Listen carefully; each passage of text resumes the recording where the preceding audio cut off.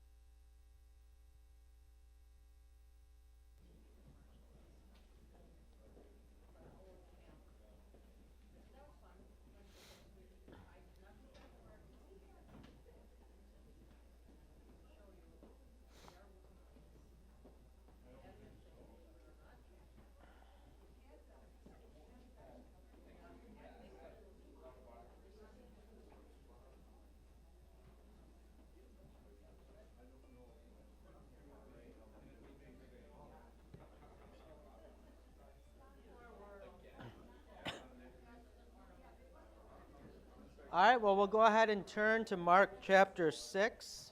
I told you the study is based off a devotional commentary I had written on the Pastoring with Sinners, Mark's Race to the Cross. And I'll have to forewarn you, we're going to be racing the next few weeks. We have class today, and then my understanding is we have no class Sunday because that'll be Thanksgiving break, which I'll be in Detroit to see family, so that works well for me. And then we have 2 weeks after that, and I really should have seen if I could have done 3 weeks after, because we're going to have 2 weeks after. So as I've been planning ahead, we're really going to have to skip something. And I would prefer not to skip the resurrection. So I'll have probably some sort of reading I encourage you to do on your own in between there, because we'll have class on the 8th and the 15th. So sometime between the 8th and the 15th. I'll probably say if you want to read on your own and if you have any questions, come with them. That'll be what we'll pick up with then. But we're going to be doing 2 or 3 chapters at a time as we go. And again, we're not going to hit on everything equally. We're especially looking at Jesus' encounters with individuals or a few people as we make our way through. So that is what we'll be doing. But today, we're going to have a fair amount of overview and then a few encounters, because this gets very kind of teaching heavy and kind of grand scheme of thing heavy in this section. But if we pick up with Mark 6, beginning with verse 1, I'll just read here some, and some we'll skip, but we'll pick up with Jesus rejected at Nazareth. Jesus went away from there and came to his hometown, and his disciples followed him. And on the Sabbath he began to teach in the synagogue, and many who heard him were astonished, saying, "Where did this man get these things? What is the wisdom given to him? How are such mighty works done by his hands? Is not this the carpenter, the son of Mary, and the brother of James and Joses and Judas and Simon? Are not his sisters here with us?" And they took offense at him. And Jesus said to them, "A prophet is not without honor except in his hometown and among his relatives and in his own household. And he could do no mighty work there except that he laid his hands on a few sick people and healed them. And he marveled because of their unbelief. And he went about among the villages teaching." I don't want us to get lost in this section, but just briefly to talk about why essentially is Jesus rejected at Nazareth? What does Mark tell us about why people take offense at him? Why he becomes a stumbling block while they're scandalized? This would all go with the language Mark is using. Maybe because they knew him so well, Yeah. maybe he could be someone so great. Yeah, they knew him so well, they were so familiar with him. And I think this is an important thing for Christians in general to keep in mind, is to beware of becoming too familiar with Jesus. Right? Sometimes we also can become familiar with Jesus. We've known him since baptism and Sunday school and everything else, and we lose sight of who he is and what he has done for us. Sure, we need forgiveness of sins. That's great. We kind of take it for granted. Sure, heaven will be great, but that's down the road, right? We have stuff to worry about now. And really it is, they are too familiar with him. And they're offended, it seems, by the humanity of him, by his incarnation. He seems all too human. He seems all too just one of them. And I think this is a helpful reminder for us as Christians, too, of the nature of the incarnation, of the degree to which Christ became man for us, right? That there's many who saw him and didn't say, clearly this is God. In fact, Isaiah says there's nothing about his appearance. He wasn't especially handsome necessarily, right? I remember at MLC in my sophomore year, we had some kids in our class who had done something stupid, and we had a professor whose spiritual gift was telling us when we had done something stupid. And so we got a nice long talk about being stupid, and I was sitting in the front of the class, and this professor also was a gospel guy, so he always had to get to the gospel, but you could tell it was hurting him to have to get to the gospel that day because the law seemed to be more needed. And I don't know how he got on to talk about the incarnation and how it's not reasonable, but we have to believe it. And at some point he said, Jesus could have looked like Johnston. Think about that. Jesus could have looked like Johnston. And that's always given me a bit of a complex sense then, because I thought, like, well, that doesn't seem to be a compliment the way he's saying it, right? Like, normally if someone's like, oh, Johnston looks like Jesus, I'd be like, oh, that's not bad, thank you. I've been putting in some work. But instead he was kind of saying, like, he could have just looked like an average dude who's nothing really special about him, right? And we sometimes forget this with Jesus, that he comes and he is a human being. He is someone like someone else. It's not that there would have been things that stood out from his youth, his childhood, with his friends that they all would have just thought, this is the Messiah. You know, it's not that they were playing soccer at recess and he did like a super God bicycle kick to win the game. And so they're offended because of their familiarity with him. And again, just as Christians, this is a healthy warning for us too. It's a wonderful thing to become familiar with Jesus. It's a wonderful thing to get to know him in word and sacrament.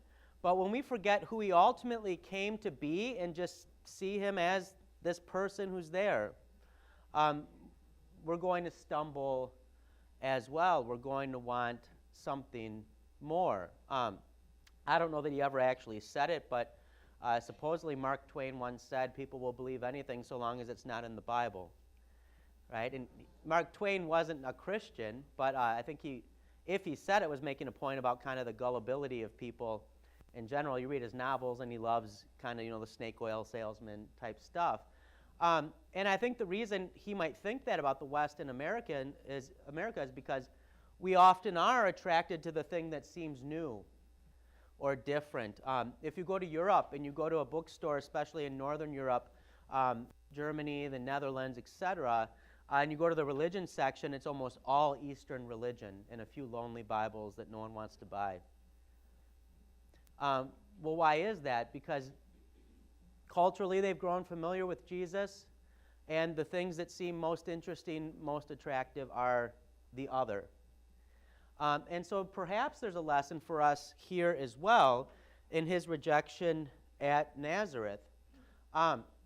As far as who is this, his family, his brothers and sisters, we won't get lost in it. This could be cousins. There's debates about, did Jesus have brothers and sisters or cousins? The Greek could go either way. For Lutherans, it's not really a problem with us if he had brothers or sisters. Luther did not believe he had brothers and sisters. He thought Mary did not have other children. The Roman Catholic Church, because they believe kind of in the closed womb that Mary only gave birth to Jesus, that this is cousins, but for us, not a big deal either way. But his family, it seems, right? He talks about even his own household still seems to be wrestling with how he should Messiah. And we talked about their free advice they were offering him last time. If we think of the sending out of the 12 now, I'll just summarize. Jesus is going to send out the 12. This is for like a victory year, basically. They're going to go out and preach the gospel. And he says, don't take anything for preaching. Now, he's not laying down a principle for every called worker ever, obviously. We'll get to St. Paul later. But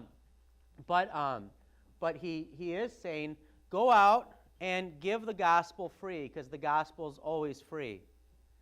And then if people reject it, he says what? Anybody recall? Just shake the dust off your feet and move on.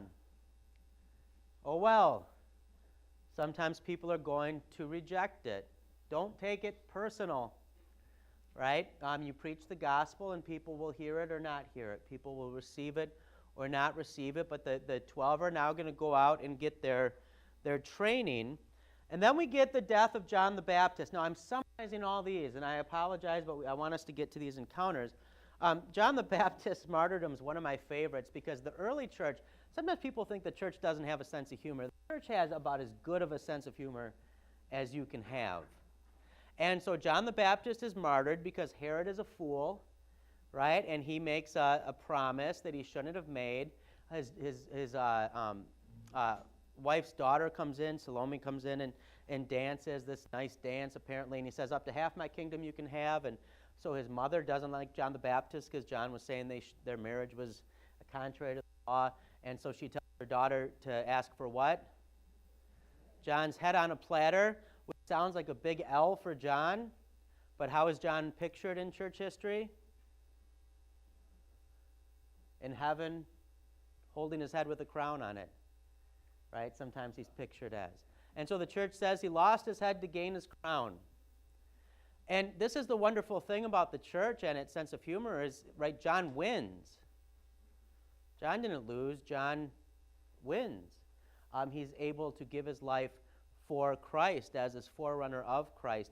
And so we remember in the church to always have a long view. There's always, sometimes we fall into the temptation to just be always hand-wringing. And every age of the church tends to think it's got it the hardest. I won't do my series of jokes on how persecuted we are.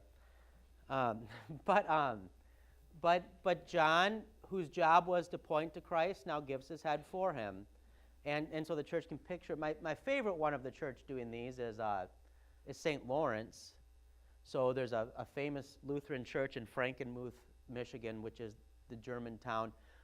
Wilhelm Leah sent missionaries over to convert the natives, and the natives didn't really want to be converted, so they started these towns, and Frankenmuth is like a tourist town now, and go to Bronner's, the largest Christmas store in the States. And but the church there, which is a very famous church, is named St. Lorenz, St. Lawrence. And St. Lawrence is my favorite account of the church doing this. St. Lawrence was a deacon in the Roman church, we think, and he was commanded by the local magistrates to to hand over the church's treasures, meaning like its holy things. And instead, he went and sold all the church had and gave it to the poor, and he gathers them up.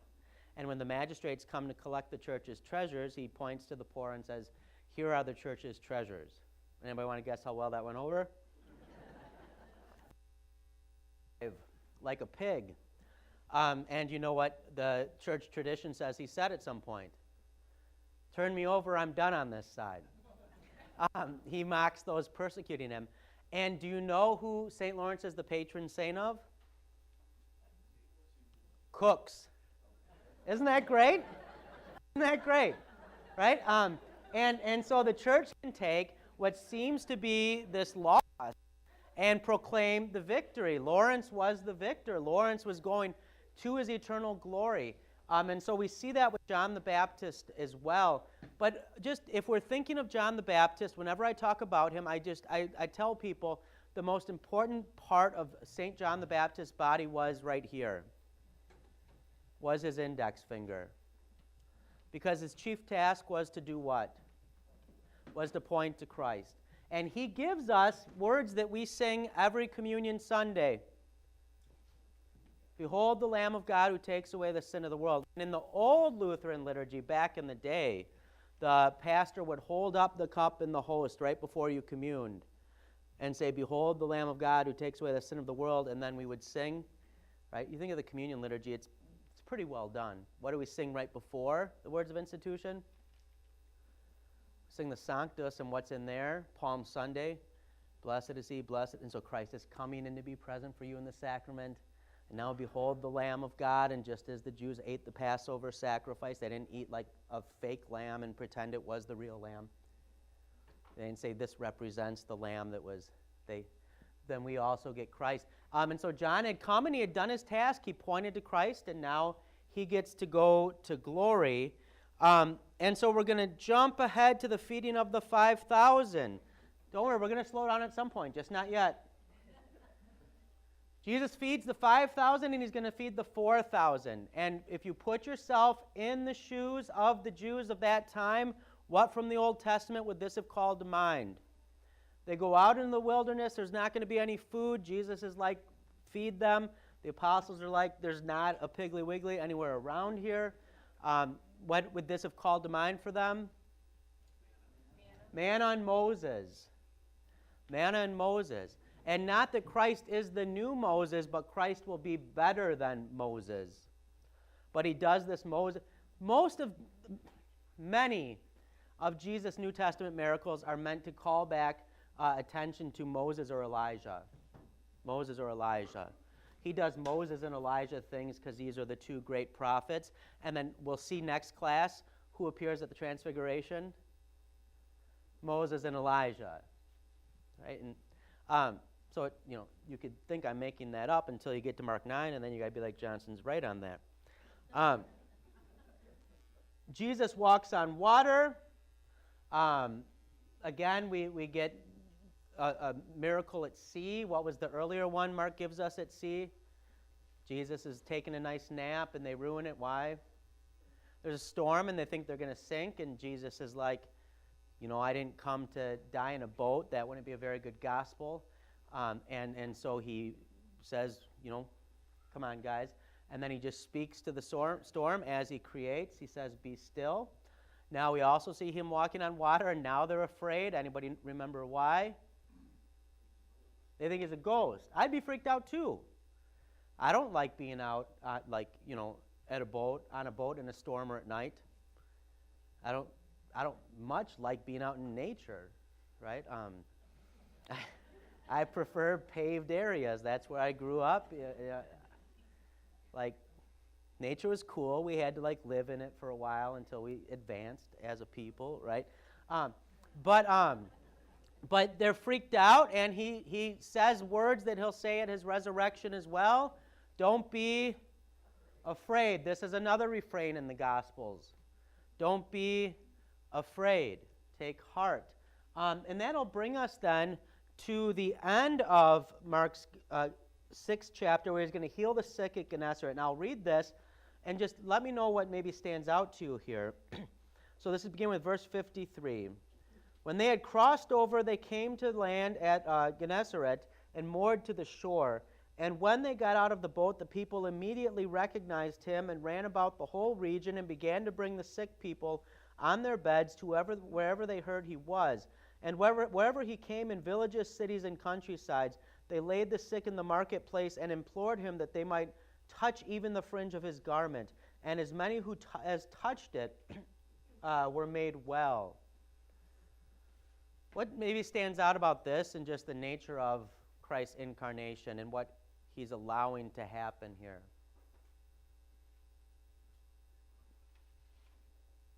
How are they being healed? They're touching him, yeah. They're taking hold of him. We have a graspable God. He comes in tangible ways. The new hymnal is nice in many ways, and I did give my advice on this and did what it usually does with my advice, and filed it, because I had heard rumors this was happening. But one of the things in the red hymnal that used to be in the common service that, man, it was so great having it right in there, was what did we sing right after communion? The Nunc Dimittis, Lord, now you let your servant depart. And, that was one of my favorite texts to preach at funerals. And it's such a marvelous text to have right after the sacrament. Because why did Simeon sing that song, the Song of Simeon? He had just held Christ. What have you just done when you've gone to the sacrament?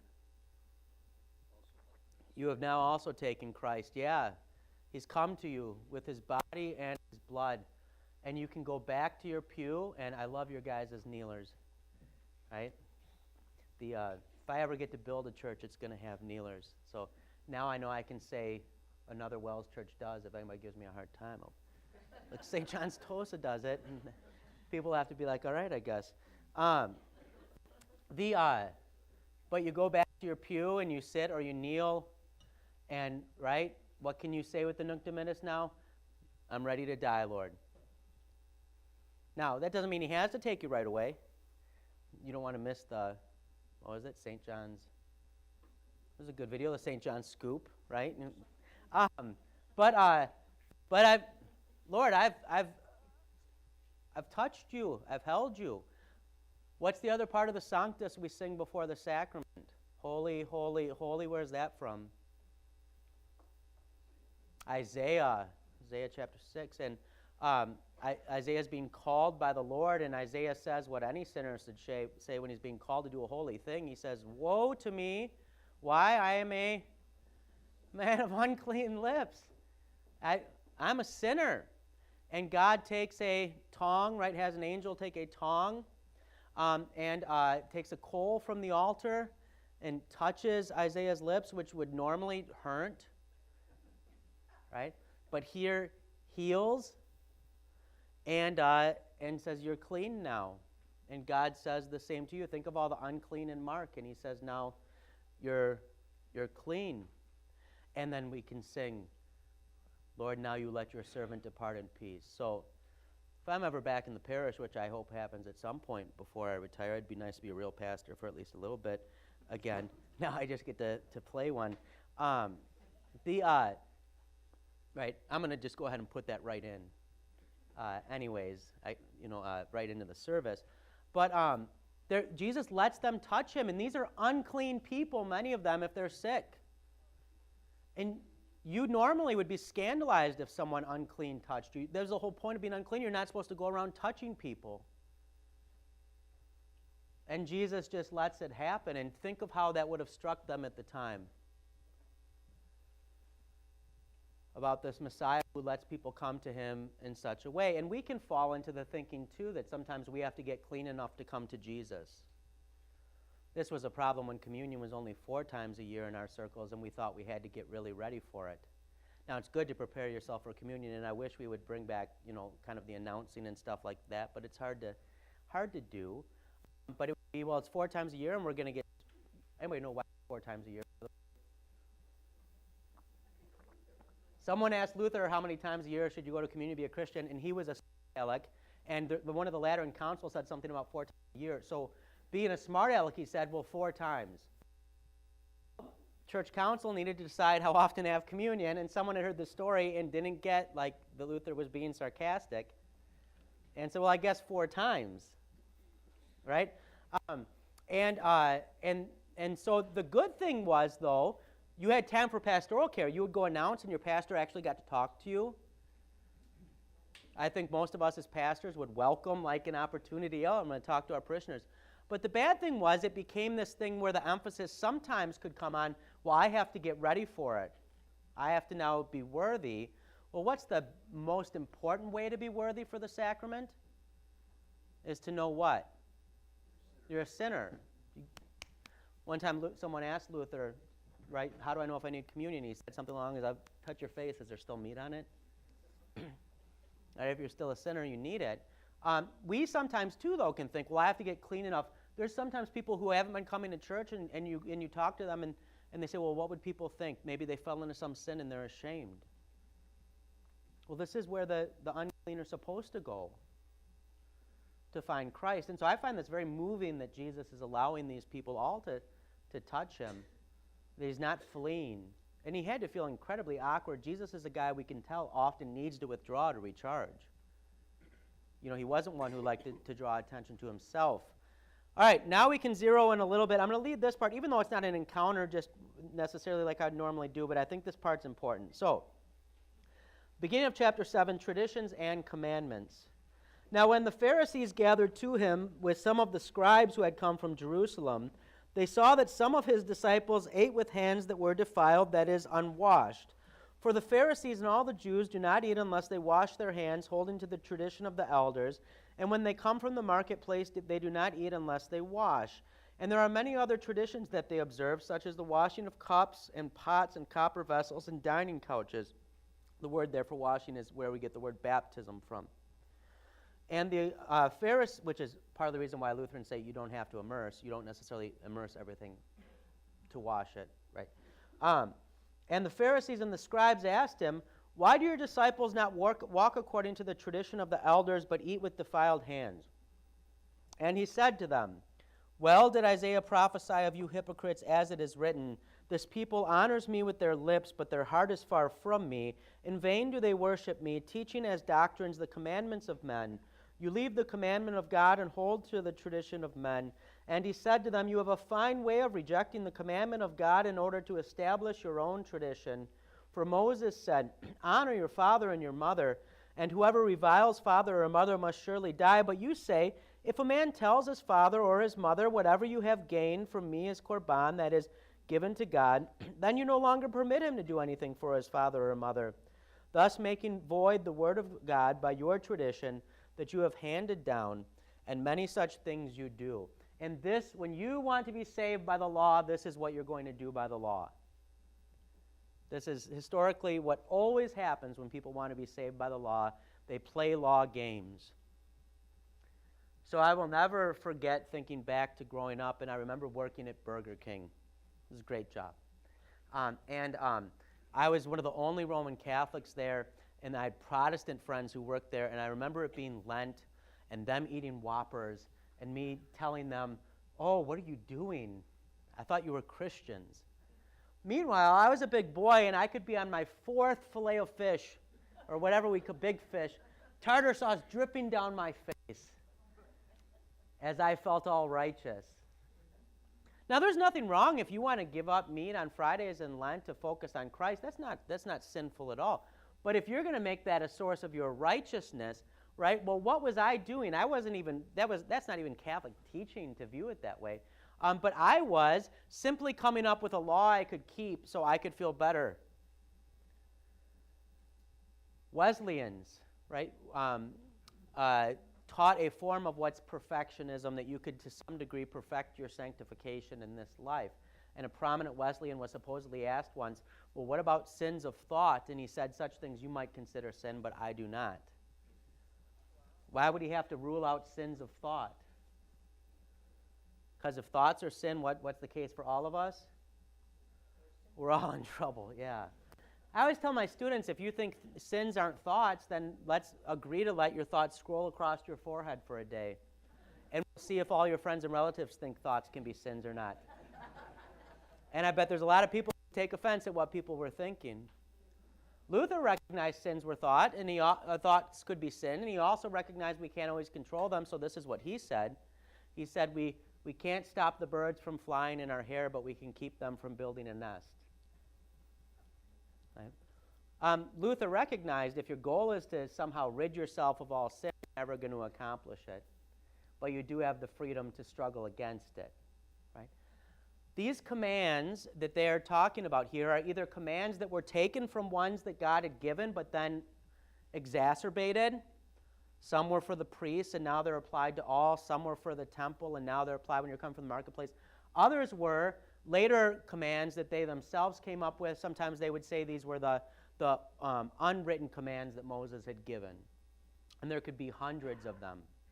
And Jesus, this is why I'd be a bad Jesus, because Jesus' disciples weren't washing their hands, which was against some of this ritual. And I would have been like, you guys should wash your hands. Like, that's gross, right? Wash your hands. But not to get to heaven, but because you're a decent human being, right? I'm still, if I'm like in the bathroom somewhere and I see someone just walk out without washing their hands, I'm scammed. I'm like, what are you doing? You know, I kind of watch them. Where do they go? What do they touch? I'm going to stay away from them, right? I'm not a fan of it.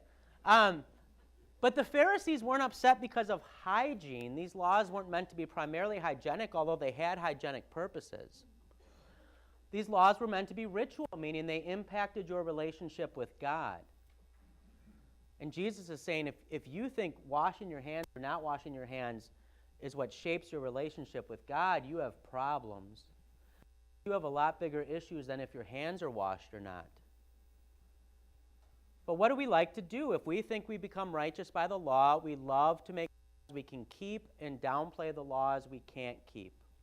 So there's a now sainted theologian who I remember used to talk about this being like kicking out a dog's teeth.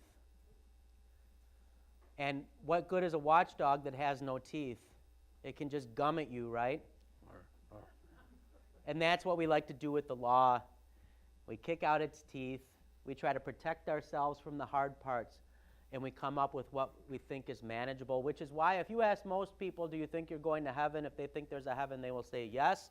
And if you say why, they will say because I'm a pretty good person, which harkens to mind Jesus' famous words, be ye pretty good, as your Father in heaven is pretty good. But why do we think that way? Well, because we have to play games with the law so that we can feel righteous in comparison to people who are not as righteous. And that is what Jesus is getting at here. They're supposed to be the teachers of Israel, and they don't get that the law is something no one can stand before God according to and be saved. It's the whole reason that Jesus had to come. Otherwise, he could have just come and patted us on the back and said, great job. Keep it up. And so we're going to get Mark 8 as the meat and the sandwich of Mark's gospel, but he's kind of, this is the mayo, he's setting the stage, and this misunderstanding of the law that had developed. You can see why things like this were so important to the reformers as well, because they saw similar things having happened in medieval Catholicism, where many had the impression that these things that had not actually been commanded would become more important than what God had actually commanded.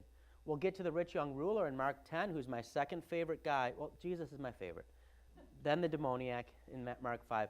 Then Mark 10, the rich young ruler, who some think is Mark. Here's the whole problem with the rich young ruler. Jesus gives him some commands, and he says, I've been doing all those. Do you have any harder ones? And Jesus gives him the first commandment to show that he couldn't even keep the first. And we fall into that thinking so easily, too, and I can prove it to you. I'll ask you a question, and I want you to think on your answer. You don't have to give it out loud unless you're super proud of yourself, in which case I'll get to make fun of you. Have you been a good Christian this week? Now, if your mind went to your behavior, we have a problem. What is the most Christian thing to do? Confess your sins and believe in forgiveness in Christ. That's what a good Christian does. But how often doesn't our mind first go to how worthy have you been? And we fall into this in our relationship with our pastors. I think I've mentioned the other week, sometimes I would have people who would come into my office and they just seemed terrified that they had come to pastor, but they finally came to the point they thought they'd come to pastor to talk about their sin. And they'd say, Pastor, I don't know what you're going to think of me. And I would say, you're the best Christian in the parish right now. I'm not worried about you. I'm worried about the 375 who don't feel the need to come, who aren't troubled by their sins. And we'd get to do the most Christian thing. They'd tell me whatever they thought their sin was, and it was almost never as interesting as I thought it was going to be. Right? And they would confess it, and it would die in my ears, and I would forgive them, and they would go forward. But we also can fall into this law thinking, and so we end up using law to protect us from. You do this whenever you get into an argument with your friend or spouse or children, and they point out something true about you. What do? You throw law back at them. Well, this isn't as bad as what you did. And now what are we going to do? We're going to fight law with law. And has that ever made your friendship or your relationship with your child or spouse better? I would dare to say what has made it better is forgiveness. Right? And so there was no room for grace in what the Pharisees and the scribes were doing. And that they thought not washing their hands was the big problem, while God is standing right in front of them. Imagine that. God comes to earth and you choose to nitpick him. And yet how often don't we do that too? Right? And so I think this is a helpful reminder for all of us. And now Jesus is going to talk about what defiles a person. I'm going to have to manage my time better. Oh, man. This is why it's good that God will call me home one day and not me, because go way too long. Be like here like 200 years. Okay. Picking up with verse 14. And he called the people to him again and said to them, "Hear me, all of you, and understand. There is nothing outside a person that by going into him can defile him, but the things that come out of a person are what defile him." And when he had entered the house and left the people, the disciples asked him about the parable. And he said to them, "Then are you also without understanding?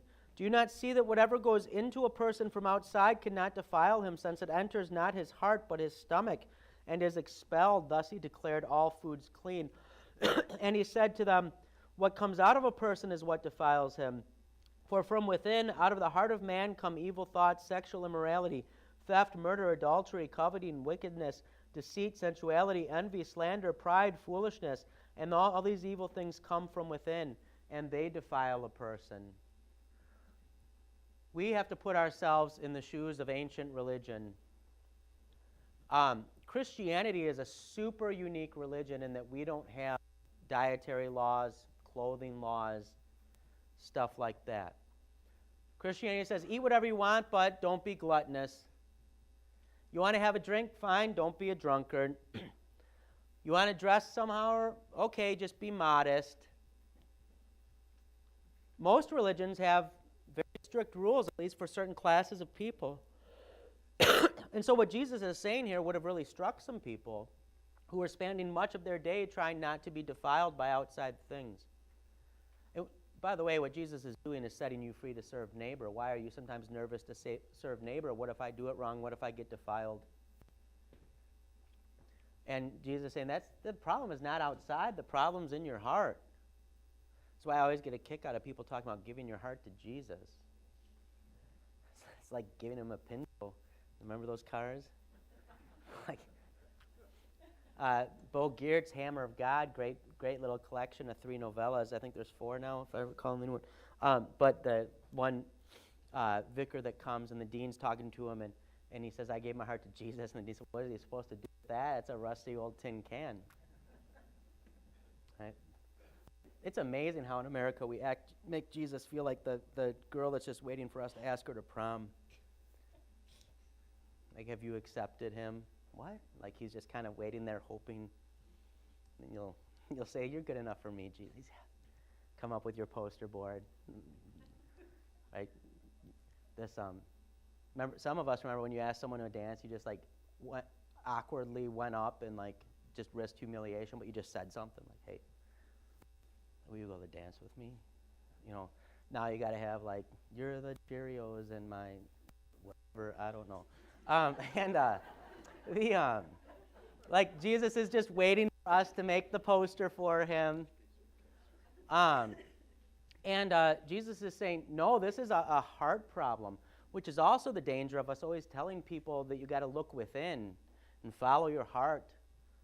Right? Sometimes we'll hear people say, "I'm just trying to find myself." Whenever people come in my office and say that, I look under my desk and I go and I open the door and I look, and then, "What are you doing?" I'm saying, "I'm trying to help you find yourself." We take, Hamlet, "To thine own self be true." And we take that to mean like this very modern thing of follow your heart. That's not what it means. You know who else uses that phrase? AA. What does it, "to thine own self be true," really mean? Be honest with yourself. Know who you are. Don't be a fool. If you know who you are, you'll know what you need. And so Jesus gives a very helpful reminder here. People often say Luther said it. It was John Calvin who I actually found who said it. Maybe Luther said it somewhere. But that the human heart is an idol factory. And that doesn't mean that their heart is entirely bad. As a Christian, you have a new heart. What's another song that we sing in the liturgy sometimes? Create in me a clean heart, a new heart, a renewed heart, O Lord. And so what we need is a transplant. But this, even just the emphasis on introspection, right? It's okay to be introspective, but you don't want to do it too much, because what you're going to find, it will scare you. But what happens is sometimes God in His grace, as we get older, we become more and more aware of this truth, and we become then more and more free. Because we realize it's outside of us that our righteousness comes, and not in the form of what we touch or eat or drink, but in the person of Christ. This is also then what sets us free to love our neighbor. Maybe we won't do it perfectly. Oh well. Oh well. Maybe we'll get dirty. Oh well. So that Luther can say, we thus can venture all things. We don't have to protect ourselves from everyone. We can be vulnerable enough to serve, because this righteousness that we have comes from Christ, who lets the unclean touch, who got dirty. Right? This is a lot of the classic saints, and I'll admit, I still have a fondness for Roman Catholicism, mostly because of Lutheranism. We can't be Lutheran without realizing we came from Roman Catholicism. A lot of our best stuff, right, came from them. But what did a lot of the great saints in Roman Catholicism at some point would go serve lepers, or touch the untouchables, stuff like that. And while I'm not saying we should declare people saints for doing so, they had a better sense of how scandalous that was for that to happen. And maybe we can learn from that Christ does break down barriers between us and neighbor, and we're able to love neighbor freely just as He did. I don't know, maybe there's something we can, but Luther, we can have our own saint. What does Luther do when the plague comes? He stays and ministers. Right? He does the same thing. Now, he thankfully doesn't get the plague. That'd be kind of a sad end to the Reformation. But that's why I couldn't be Luther. I'd bounce. Plague does not look fun. All right, now we get an encounter with a person. Took us a while. Verse 24, and this is one of my favorites as well. She does the most Christian thing you can do here. See if you pick up on that. What's the most Christian thing you can do here? And from there he arose and went away, verse 24, to the region of Tyre and Sidon. And he entered a house and did not want anyone to know, yet he could not be hidden. But immediately a woman whose little daughter had an unclean spirit heard of him and came and fell down at his feet. Notice, fell down at his feet again. Now the woman was a Gentile, not just a Gentile, but a Syrophoenician by birth, a Canaanite. And she begged him to cast the demon out of her daughter. And he said to her, "Let the children be fed first, for it is not right to take the children's bread and throw it to the dogs." And here we have to not be dog-loving Americans. This was a put-down. In the Middle East, still today, dogs are considered very unclean. When we were living in Europe and I was working my PhD, there was a lot of news stories out of Germany about should Muslim cab drivers have to pick up blind people who had seeing eye dogs. Because culturally the dogs were unclean, but blind people need cab rides too. And so does where does religion and right, the economy meet? The two worst things you could probably call someone animal-wise would be a pig and a dog, which is why an especially good put-down is pig dog, right? Dogs often are roaming the streets in antiquity, right? You were nervous when you saw one. You didn't want to get bit. Now we're like fur babies, and you see someone's dog and you want to pet it, and that's great. I like dogs, right? Dogs are a great image of what a Christian should be. Cats are not. Cats are by nature Narcissist, right? Cats think you should idolize them. They're a very capricious God. Sometimes they show you favor, sometimes they don't, but you should serve them. Dogs think you're the best no matter what you do, right? Well, so he says to her, you're a dog. Why should I take the children's bread and throw it to the dogs? And probably there's some people, some good old boys there, some Jews who would have thought, man, this is great. He is the pro-Israel Messiah. He's putting these Gentiles, goys, in their place. And, but man, this woman, man, she's going to teach us something. But she answered him, yes, Lord, yet even the dogs under the table eat the children's crumbs. She says, I'll be a dog if I'm your dog. And if I'm your dog, I don't even need the meal. I just want the crumbs. Because even your crumbs are good. Man, that's good. It's probably not what I would have said. I would have been on Twitter. Problematic would-be Messiah comes to town. Says racist thing, right? What does Jesus say to her? For this statement, you may go your way. The demon has left your daughter. And she went home and found the child lying in bed and the demon gone. What did she do? She caught him in his word, which is what God wants you to do. That's what the Christian's called to do. You catch him in his word. And so how do you pray the Lord's Prayer? Do you ask for things? Is there any question marks in the Lord's Prayer? You command God things. Why? Because he's promised them. You say, you've promised this. Give me this. Do this. Now, we don't pray that way for stuff he hasn't promised. We say, give us this day our daily bread. We don't say, give us this day our Panera bread. You got to ask nice for that. Right?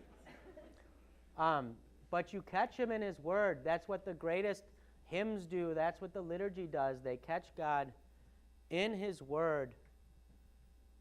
That's how he wants to be caught.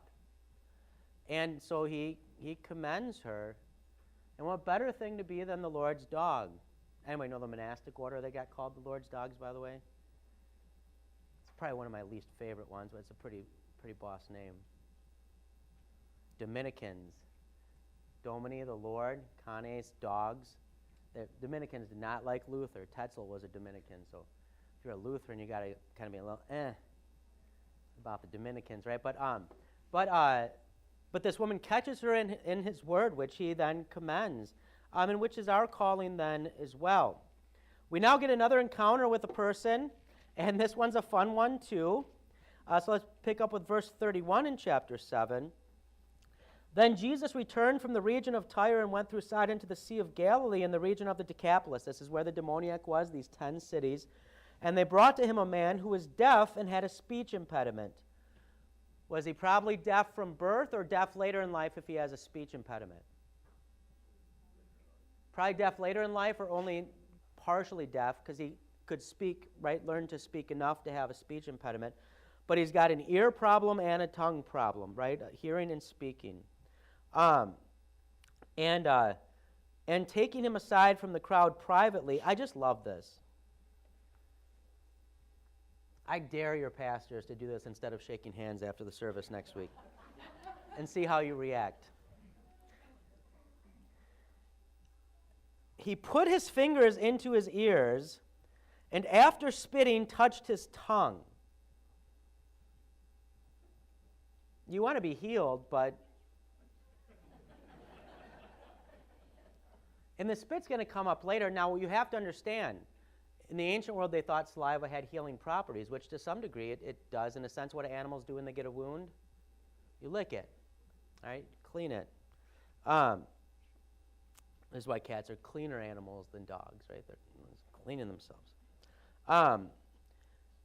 And looking up to heaven, he sighed and said to him, Ephphatha, that is, be opened. And his ears were opened, and his tongue was released, and he spoke plainly. And Jesus charged them to tell no one. But the more he charged them, the more zealously they proclaimed it. Notice that pattern. And they were astonished beyond measure, saying, He has done all things well. He even makes the deaf hear and the mute speak. He does these Messiah things that have been foretold. How does this connect to Matins? How does Matins begin, if you recall? Yeah, O Lord, open thou my lips. And if you open my lips, what will happen? My mouth, my tongue shall declare your praise. God does both for us as well, too. He opens our ears. And why does he open our ears? So that we may also then speak. He doesn't physically have to do that for most of us. But this is the nature of what the Messiah will do and what he does for us as well. Right? Sometimes you'll get people from non-liturgical churches will say to you, we don't do the liturgy, we just use the Bible. And I always get a kick out of that because does anybody know what the Bible literally is just a collection of? Or the liturgy literally is just a collection of? Bible. But somehow, like, I'm going to come up with a collection of Bible better than, like, 2,000 years of the church. You know, and that's not to say you have, we're talking about all different liturgies today. But when you sing these things, think of these things, right, is what I'm getting at. Jesus then feeds the 4,000. Again, they would think of Moses and the manna in the wilderness. And now the Pharisees demand a sign. Jesus then is going to tell them they don't deserve another sign. He's just done all these signs. And then he warns his disciples about the leaven of the Pharisees and Herod, which is work righteousness, which is unbelief. And then he reminds his apostles of his miracles, because the miracles were meant to be, John uses this a lot more than miracles. He talks about them as being signs which were meant to point to the divinity of Christ. Right? Learn from the signs. And now we get, though, to this blind man at Bethsaida. So we'll take that, verse 22 in chapter 8. And they came to Bethsaida, and some people brought to him a blind man and begged him to touch him.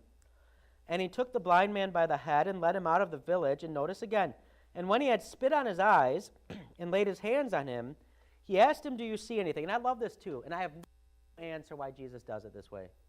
But it's super fun. And he looked up and said, I see men, but they look like trees walking.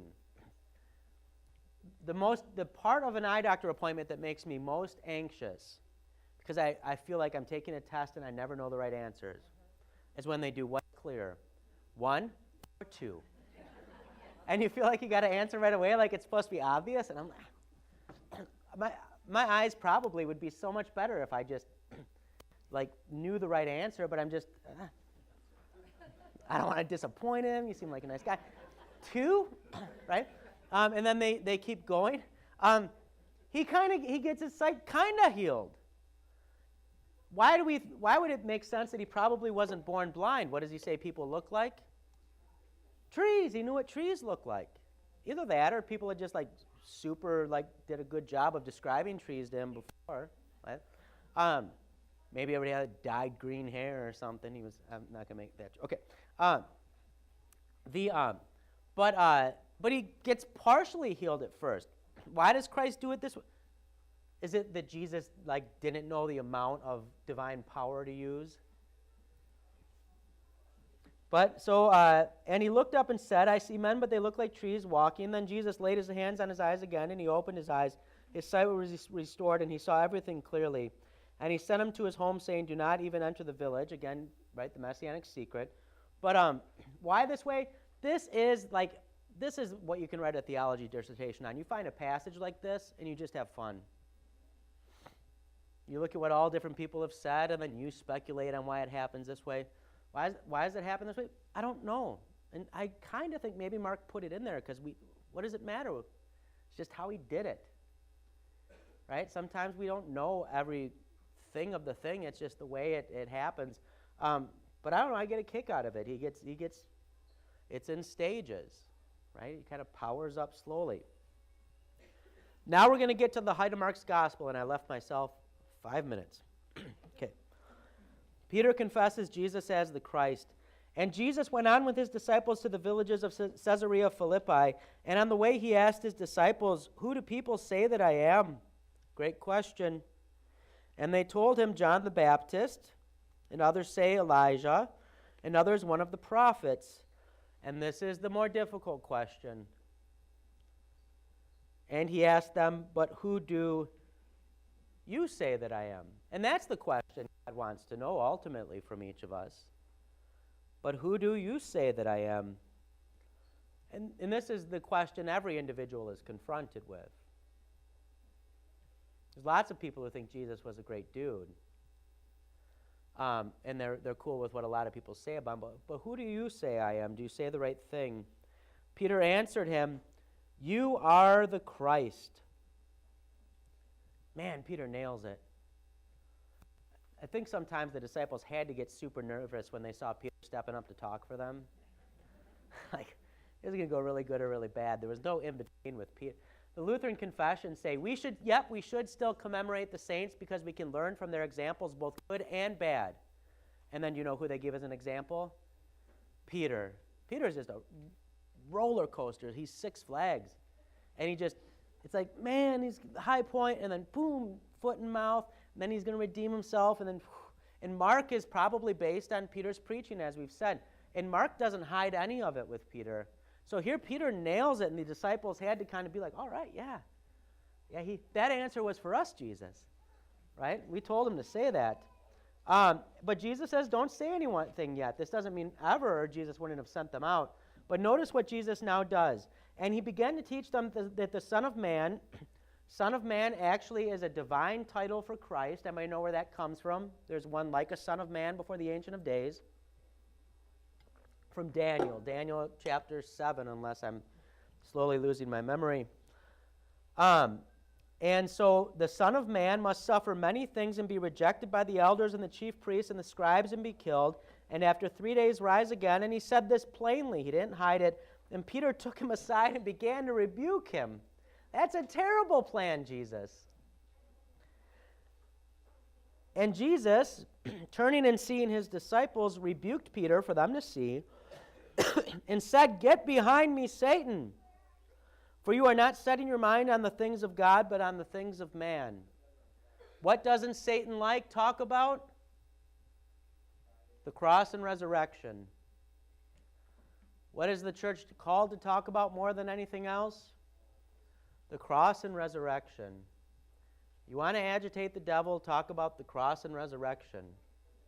That's what he doesn't care if you're religious otherwise. That's great. That's great. But if you get the cross and resurrection, man, he does not like that. And calling the crowd to him with his disciples. Normally he's trying to get away from the crowd. And now he says, you all come over here. And this is the heart of Mark's gospel, the center. If anyone would come after me, let him deny himself and take up his cross and follow me. For whoever would save his life will lose it. But whoever loses his life for my sake and the gospel's will save it. For what does it profit a man to gain the whole world and forfeit his soul? For what can a man give in return for his soul? For whoever is ashamed of me and my words in this adulterous and sinful generation, of him will the Son of Man be ashamed when he comes in the glory of his Father with his holy angels. So take up your cross. Well, what is a cross then? He obviously doesn't mean the same cross he carried.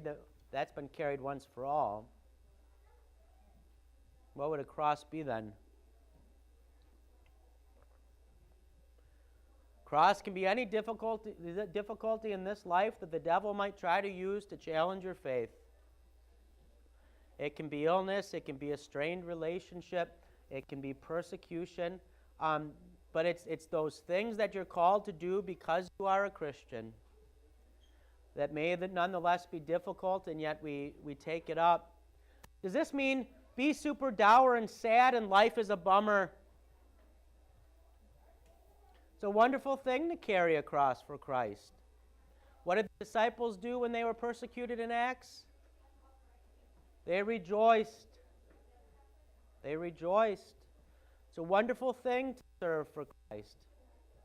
It's a wonderful thing to give of yourself to neighbor. That's the most Christian thing. Self-giving is what God has done for us. To not do so is to be ashamed of Christ. And there are plenty who would have had cause to be ashamed. The cross was scandal. Anybody know what one of the earliest graffitis we have about Christ is? Yeah, it's Christ pictured as a donkey on a cross. It was school children, probably, a boys' school, because this is what boys do at school, make fun of each other. And apparently there was a Christian student there. What was his name? Agamemnon or something like this. I can't remember. Anyways, it's a donkey on a cross, and it says, this is so-and-so's God. Because what kind of God would die on a cross? Would die on a tree. And yet the Christian church doesn't hide this. We apparently had terrible marketing consulting early on. And we made our symbol what? The cross. Because the cross is for us, life and salvation. I'll close with this.